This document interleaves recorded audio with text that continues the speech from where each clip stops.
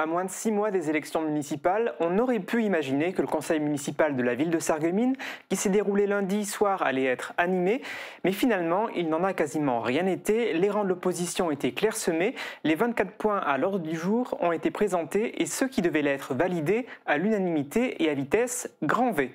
Plusieurs d'entre eux ont retenu mon attention. Indigo, le délégataire en charge du stationnement, a présenté ses chiffres pour l'année 2024. En voirie, par rapport à 2023, les recettes sont en forte hausse, plus 52,7%.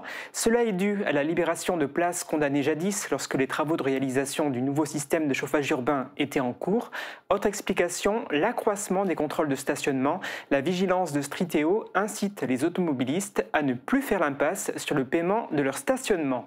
En ce qui concerne la situation des parkings, le résultat financier d'Indigo en 2024 par rapport à 2023 est nettement moins favorable.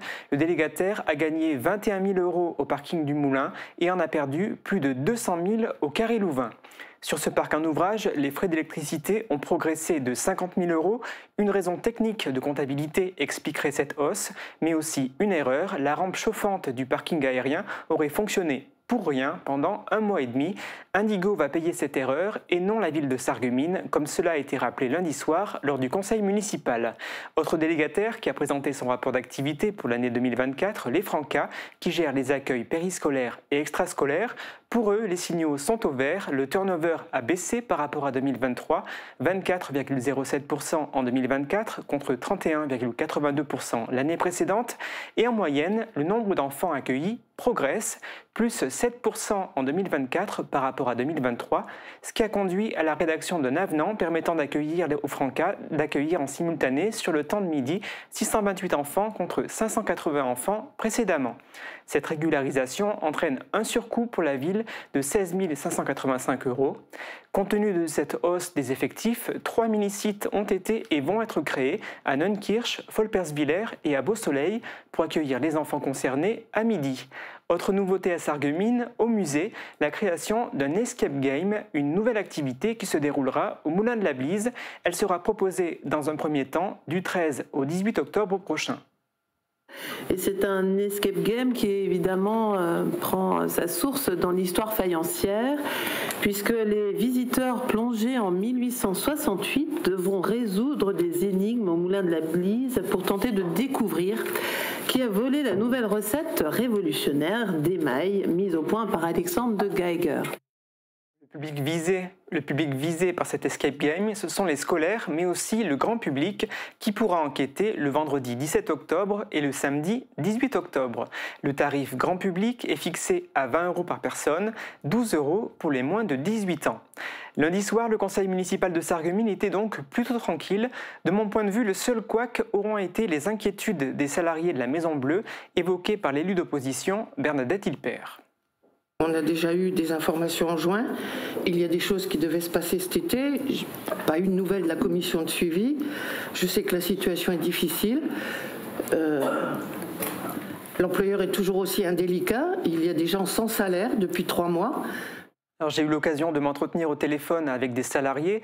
Une seule personne, ça reste toujours une personne de trop, serait concernée par le non-versement d'indemnités journalières et non pas de salaire, car l'employeur, la Maison Bleue, n'aurait pas transmis l'ensemble des documents permettant à cette personne d'être indemnisée. Une procédure judiciaire serait en cours. Des contacts évoqués par le maire de Sarreguemines avec la Maison Bleue m'ont été confirmés. Je vous propose d'écouter en quoi ont consisté ceux dont je suis sûr qu'ils ont existé. Il y a eu des réunions techniques en visio toutes les 2-3 semaines avec la directrice du territoire, donc de la Maison Bleue, ou avec le poste équivalent poursuivi avec le siège. Ce qui est sûr, c'est que la situation des salariés sarregueminois de la Maison Bleue, qui ont en charge les structures de la petite enfance, intéresse les élus de la majorité municipale et au moins l'esprit de Bernadette Hilpert, élu d'opposition de gauche. Ils devraient continuer à faire preuve de vigilance. Il y a un rapport de présentation qui sera présenté au conseil municipal début 2026, dès que nous aurons le rapport financier et d'activité de l'année en cours sur le sujet. Simplement, alors ce sont des éléments que je vous donne sur des choses qui sont évidemment forcément à suivre, mais avec simplement cette précision ultime que nous avons à cœur d'avancer, bien sûr, sur tous ces points. Parce que ceux qui accueillent les enfants à Sarreguemines, ce sont les personnels dont on parle. Oui. Et que pour que les enfants soient bien accueillis, il faut que les personnels soient dans de bonnes conditions. Mais nous sommes bien d'accord, Madame Madame Lippert. C'est ça qui nous tient à cœur. Oui, tout à fait. Voilà. Aussi bien les personnels que j'ai rencontrés en différentes circonstances, que les enfants, que les parents. C'est ça les vraies valeurs et on est tous d'accord là-dessus. Pour terminer, un petit point travaux, la ville de Sarreguemines lance une APCP pour rénover son éclairage public. Pour accomplir cette mission, 1 224 000 € sont pour l'instant prévus. À noter aussi le versement d'une subvention complémentaire de 8 700 € à la ludothèque, un point qui, comme tous ceux qui ont été présentés lundi et qui faisait l'objet d'un vote, a été approuvé à l'unanimité.